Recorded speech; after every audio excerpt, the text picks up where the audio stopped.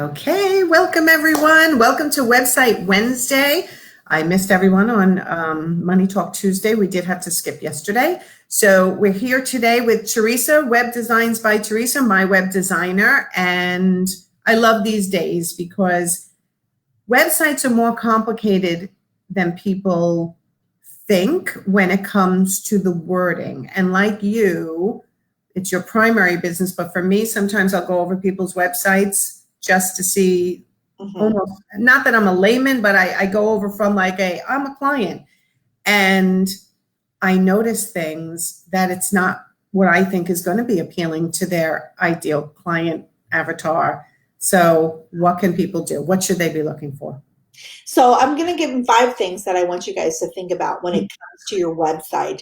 And this includes the design especially, not just the wording that you're doing. And the reason why I want people to do this is because sometimes your website is the very start of the relationship you have with your client. And if they start off with this relationship that doesn't feel good, the chances of them contacting you are a lot less. And so there's things that I want you to consider, like I said, especially design features, because design features, what appeals to one person is going to be something that repels another person. And we don't think about that. We don't think of the strategy. We think of what I like in a website. Oh, that's really cool. I like that. Let's just toss it out there. But if your ideal client hates it, they're not going to be coming to you. And so getting to know your ideal client and doing that client avatar is so important because it's going to help you figure out the features that you need in your website, and it's going to help you in developing the content as well. So makes sense. Okay. Yeah, so the one that I really focus on is that average age of your client. And a lot of people are like, well, everyone is my ideal client, or I work with people from 20 to 60. Not really true. I mean, you may have outliers, but there is an average age of people that you work with. And so for an example, if you work with people that are primary in the 20 range, 20 to 35 or something like that, they're comfortable with the new design features that come out, with the hidden navigational menus, with the different stuff like that. They love it because it's comfortable and familiar to them. But if you hit somebody who is 55, 60, a hidden menu is going to tick them off. Can I give you a story about that? Because you're so right on with that. I was reviewing one of my clients. It was a consult, and I went to their website and they said, we are working on our website. And I'm looking at it going, where is everything? I can't find anything. And they're like, it's the 3 lines on the upper left. I'm like, oh God, no, change that. But like you said, if 55, which is how old I am, is not their ideal client avatar, then, and it's younger, then my feedback in that was probably not accurate. Right, absolutely. So you've really got to think about the age of the client and make sure that you have design features that are really comfortable for the age and things like that. And there's other things to consider, though, 55 and older, they don't mind a little bit more wordy website.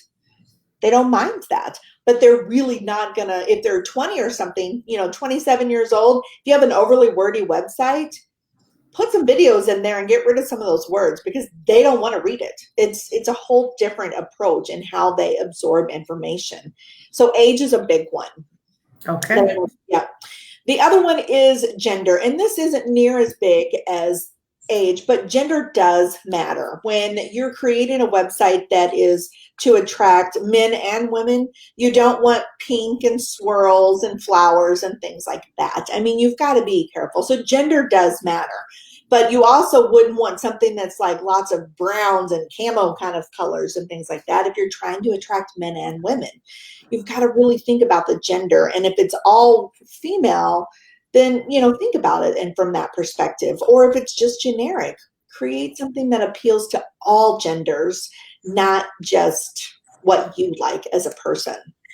And personality too, depending on the type. Like as a business coach, absolutely, I would never do pink, even if pink was my favorite color, which it's not. But I wouldn't do pink. It's too Right. Well, and I'm redoing a course that I built a few years ago that has a stupid pink flower in the background. I hate that dumb flower. I don't even know why I chose that background. It is not branded for me. And this is a course that I wanted to market to men and women because it really does support everyone, but it has this very girly background. And so it's got to be redone. So anyway, I don't always take my own advice.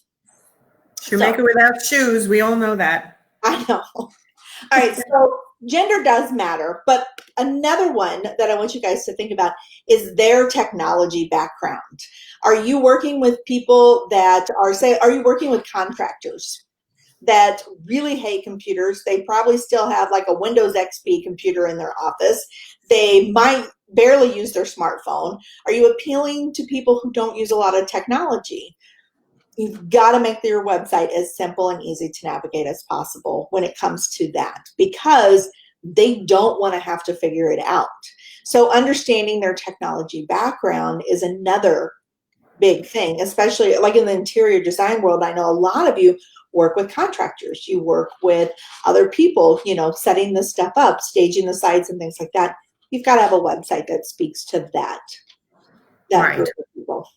Right. Okay. That to me goes a little bit hand in hand with age, possibly, because usually the younger are better with the technology, but it's not definitely. It's not guaranteed. I have a really good friend of mine who's an amazing contractor and always on top of things that does nothing with computers. He barely uses a smartphone, and it's because that's really the only phones you can get, or they're cheaper to get. And so his wife does all of his computer stuff for him because he hates it. And he's like 32.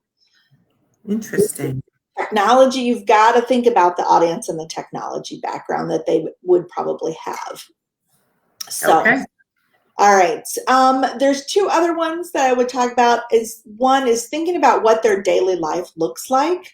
Is this a busy mom on the go who doesn't have time to read a whole lot of things? Would she be at soccer practices where she doesn't want to play videos because she could be interrupting the crowd? I mean, is she surfing on her phone?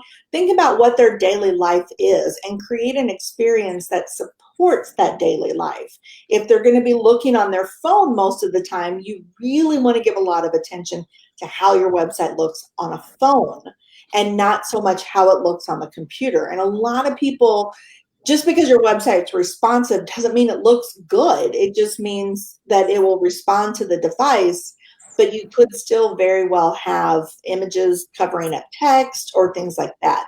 So you really want to give a lot of thought to how their daily life looks, where they would be looking at your stuff, and giving attention to that area. That's a really big one, because there are times where I've looked at websites from my phone and I go, I cannot navigate this. I'm going to have to go to my computer. And if that was a emotional decision that I could have made at that moment to reach out or to buy something, I bailed on it. You bailed on it, exactly. So you really have to give some good attention to that because it just is important. And then the last one, like I said, it kind of ties hand in hand, is how are they getting online? How are people getting online? I have a good friend of mine who is a coach out of Manhattan, launched a new website last week, and I looked on my phone where a lot of her clients are looking, and some of her pages were so squished and terrible looking on the phone that she had to get her web designer to scramble and hurry up and fix this, because she just did a huge paid launch on her new website. So you really have to think about the environment that they're looking at. And again, create an experience. The whole purpose of your website is to create an experience for your ideal client that they're going to enjoy, so that they stick around longer, so that they want to connect with you, and so that they will reach out and call. Definitely. And I like this. Your optimal client, your ideal client, you want to make sure your website is attractive and persuasive for whatever you're looking for them to do next. So, really important tips. You want to just run them down one more time? Do you have them written in order? Yep, I do. And I've got a blog post I'll add to the comments here as well to kind of help you out with that. But the first one is the average age. So think about, what is that average age group, not the outliers, so you have the full range, but the average age. The gender of your ideal client, their technology background, what their daily life looks like and how are they getting online. Perfect. And when it comes to gender, I'm going to just put a caveat on that. You're trying to focus on who the decision maker is. Yes, absolutely. You want to make sure you're appealing to the decision maker. Right, because if your ideal client is a couple, but the man does all the research, usually with your optimal client, you're going to want to appeal more generically and not to female. But if females are the ones who tend to find you first and then get their spouses to move along with it, then you're going to want to appeal to them as well. So lots to think about as always. Thank you, Teresa. Thank you. If you guys need a website, Teresa is available for website reviews and for actually doing your website. Tell them how to find you. You can find me at Web Designs by Teresa, or just message me here on Facebook at Teresa Shalhoub. You can find me, send me a message. Excellent. Okay, and you guys know me, Business Coach Nancy. If you need help becoming a more profitable business for interior designers, coaches, and consultants, reach out to me. Get on my calendar for a consult, and let's get you going. All right, we'll see you next Wednesday, everyone. Bye.